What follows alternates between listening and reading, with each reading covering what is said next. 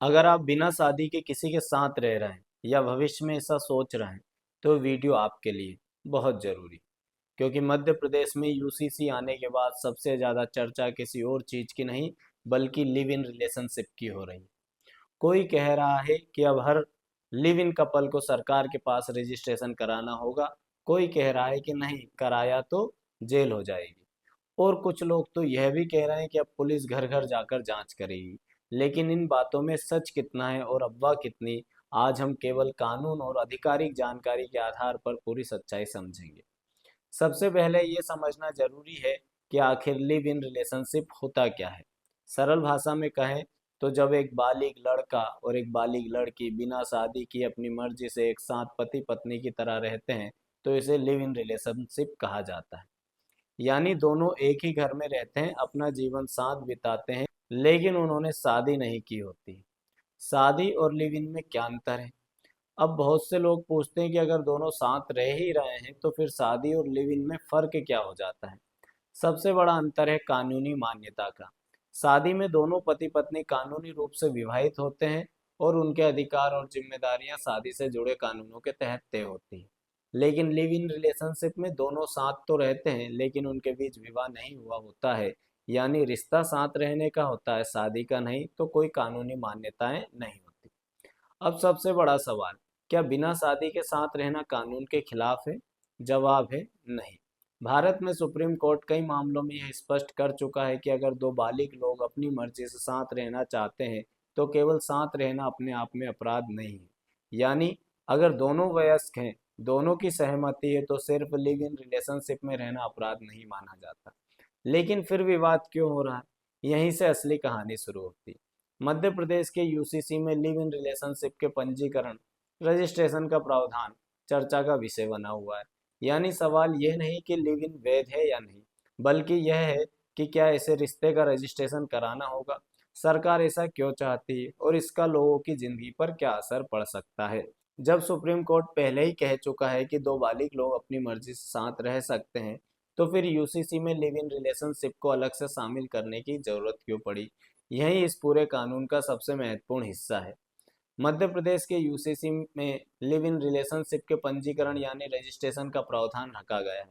यानी यदि दो बालिग बिना शादी किए साथ रहते हैं तो उन्हें कानून में तय प्रक्रिया के अनुसार अपने रिश्ते की जानकारी दर्ज करानी होगी। इसके अलावा विधेयक में ऐसे संबंधों से जुड़े बच्चों के अधिकारों की सुरक्षा पर भी प्रावधान किए गए हैं। लेकिन अब सवाल उठता है, सरकार ऐसा क्यों चाहती है? सरकार का कहना है कि आज कई मामलों में ऐसा होता है कि दो लोग वर्षों तक साथ रहते हैं लेकिन रिश्ता टूटने के बाद विवाद शुरू हो जाता है। कोई कहता है कि हम केवल दोस्त थे, तो कोई कहता है कि हम पति पत्नी की तरह साथ रहते थे। ऐसी स्थिति में अदालत के सामने साबित करना मुश्किल हो जाता है कि दोनों का रिश्ता वास्तव में क्या था। यही कारण है कि सरकार का कहना है कि रजिस्ट्रेशन होने से एक आधिकारिक रिकॉर्ड रहेगा जिससे भविष्य में होने वाले विवादों को सुलझाने में मदद मिलेगी। एक आसान उदाहरण से समझिए।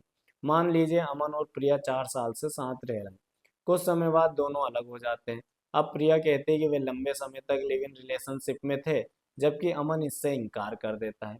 ऐसी स्थिति में यदि संबंध का पंजीकरण हुआ, रजिस्ट्रेशन हुआ, तो वे रिकॉर्ड आगे चलकर कानूनी प्रक्रिया में महत्वपूर्ण साक्ष्य बन सकता है। लेकिन रुकिए, यहीं से सबसे बड़ा विवाद भी शुरू होता है। कुछ लोग कह रहे हैं कि अब रजिस्ट्रेशन नहीं कराए तो सीधे जेल होगी। क्या ये सच है या केवल सोशल मीडिया पर फैल रही अफवाह? आइए सवाल का जवाब जानते हैं। दोस्तों, जब भी कोई नया कानून आता है उसके साथ कई तरह की अफवाहें भी फैलने लगती हैं। मध्य प्रदेश के यूसीसी और लिव इन रिलेशनशिप को लेकर भी सोशल मीडिया पर कई दावे किए जा रहे हैं। आइए जानते हैं कि इनमें कितनी सच्चाई है।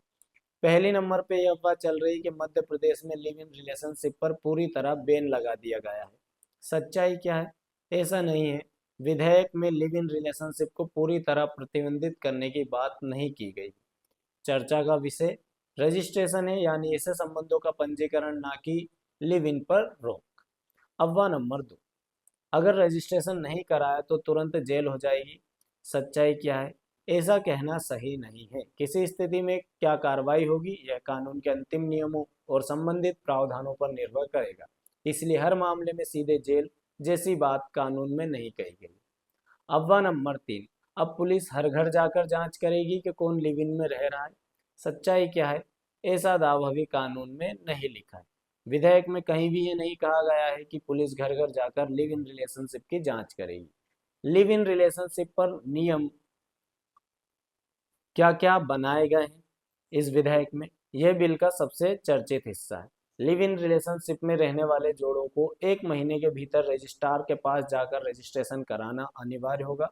रजिस्ट्रेशन नहीं कराने पर 3 महीने तक की जेल या 10,000 तक का जुर्माना हो सकता है। गलत जानकारी देने पर 3 महीने की जेल, 25,000 तक का जुर्माना लगाया जा सकता है। रजिस्ट्रार के नोटिस के बाद भी जानकारी नहीं देने पर 6 माह तक की जेल और 25,000 तक का जुर्माना हो सकता है। धोखे, दबाव या जबरदस्ती से बनाए गए लिव इन रिलेशनशिप पर 5 साल तक की जेल और जुर्माने का प्रावधान है। यदि कोई व्यक्ति पहले से शादीशुदा है और लिव इन रिलेशनशिप में रहता है तो 5 साल तक की सजा हो सकती है।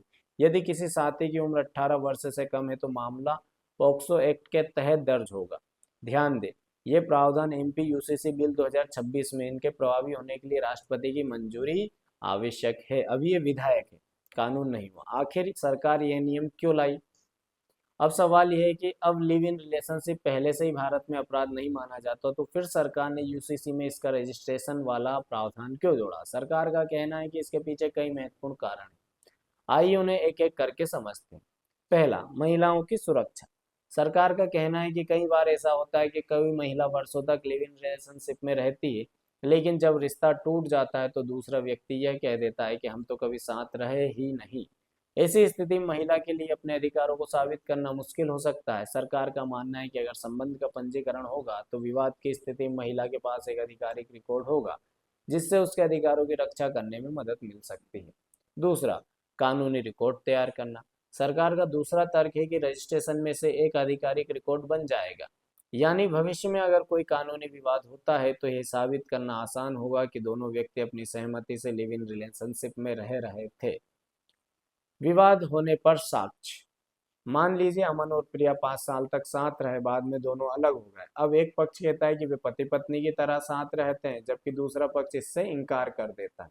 ऐसे मामलों में यदि संबंध का पंजीकरण हुआ तो वे रिकॉर्ड अदालत या संबंधित प्राधिकारी के सामने एक महत्वपूर्ण साक्ष्य के रूप में काम कर सकता है, एविडेंस के रूप में, सबूत।